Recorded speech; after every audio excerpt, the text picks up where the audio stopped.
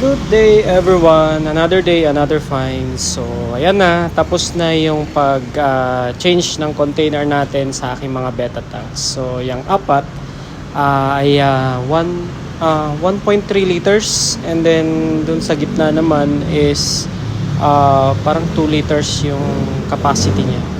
So, 5 lahat yung aking betta fish. So, hanggang dyan na lang muna. Hindi na ako magdadagdag kasi I think parang gagastos pa ako nito. So, nag-iisip ako ng iba pang pwedeng idagdag. Siguro, I think maganda magdagdag ng mga water plants dito para at least mas maganda or at the same time makatulong dun sa water quality ng ating mga betta fish. So, ito yung aking mga betta fish.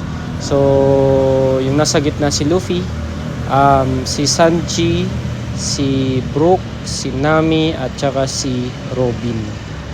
Ayan. Okay?